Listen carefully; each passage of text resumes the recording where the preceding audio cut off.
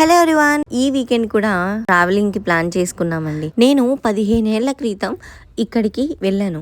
తెలిసిన వాళ్ళు వెళ్తూ ఉంటే ఆ రోజు నైట్ ముందు చెప్పారు. ఎర్లీ మార్నింగ్ లేచి ఫ్రెష్ అయిపోయి నేను అమ్మ మాత్రం ఉదయం వెళ్ళి మళ్ళీ మధ్యాహ్నానికి ఇంటికైతే వచ్చేసామండి. ఇది ఒక టూరిస్ట్ ప్లేస్. ఎక్కడికి వెళ్తున్నాము అంటే భద్రాచలం అండి. అప్పుడు మేము వెళ్ళినప్పుడు కొంచెం కొత్తగా కన్స్ట్రక్ట్ అది అయ్యి ఉంది కదా, చాలా నీట్గా ఉండి చాలా బాగుందండి. 15 ఏళ్ల తర్వాత మళ్ళీ ఇప్పుడు వెళ్తున్నానండి. శుక్రవారం సాయంకాలం 5:30కి బయలుదేరాము. ఎవరెవరు అంటే నేను, పాప, వాళ్ళ డాడీ, కామేష్. సో మేము 4 మెంబర్స్ బయలుదేరాము. మా కామేష్ డ్రైవింగ్ ఎలా ఉంటుందో తెలుసా? 5:30కి స్టార్ట్ అయితే 7:30 కల్లా మేము భద్రాచలంలో ఉన్నామండి. భద్రాచలంలో నైట్ స్టే చేయడానికి హోటల్ అయితే బుక్ చేసుకున్నామండి. ఇది వచ్చేసి 1400 రూపీస్ పడింది. అయితే మేము 2 ఫ్యామిలీస్ అనుకుని 2 రూమ్స్ బుక్ చేసుకున్నాము. తీరా మేము ముగ్గురం వెళ్తున్నాం కదా, అక్కడికి వెళ్ళిన తర్వాత వాళ్ళని అడిగి ఒకవేళ రూమ్ క్యాన్సిల్ చేసుకోవచ్చు అంటే రూమ్ క్యాన్సిల్ చేసుకుందామని అనుకుంటున్నాము. ఇంకా భద్రాచలం వెళ్తే అక్కడ nearby Parnasala, Jatayu temple ఇవన్నీ ఉంటాయి కదా, ఇవన్నీ కూడా కవర్ చేసుకుని రావాలి అని చెప్పి అనుకున్నాము. అయితే నైట్ మేము వెళ్ళే టైంకి దర్శనం ఉంటుందో లేదో అనేది డౌట్ అండి. మోస్ట్లీ ఏంటి అంటే 8 o'clockకి క్లోజ్, దర్శనం అవైలబుల్ ఉండదు అని అన్నారు తెలిసిన వాళ్ళు. అందుకని చెప్పి మేము వెళ్ళిన టైంని బట్టి దర్శనానికి వెళ్దామని అనుకుంటున్నాము. మధ్యలో అయితే చాలా వ్యూ పాయింట్స్ అయితే చాలా ఉన్నాయండి. అంటే కంపల్సరీ ఆగి ఫోటో తీసుకునేంత వ్యూ పాయింట్ కాదు, అంతా కూడా చక్కగా పచ్చని పైర్లు. అందులో ఈవినింగ్ వెళ్ళాం కదా, ఇంకా సూర్యాస్తమం అవుతుంది.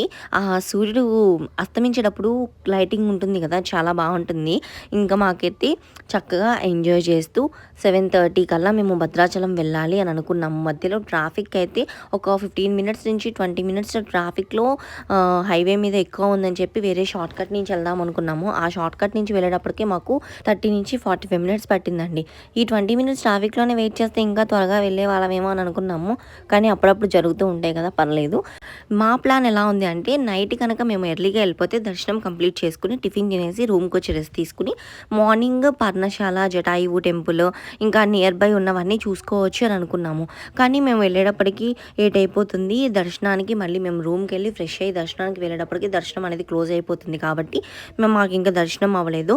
చక్కగా ఇక్కడ నుంచి భద్రాచలం వెళ్ళిపోయాము. అక్కడ రూమ్కి వెళ్ళి కీస్ తీసుకుని బ్యాగ్స్ అన్ని రూమ్లో పెట్టేసి టిఫిన్ తినడానికైతే మేము వెళ్ళి టిఫిన్ చేసేసి కొంచెం సేపు అలా భద్రాచలం రోడ్స్ మీద అలా సరదాగా తిరిగేసి వచ్చామండి.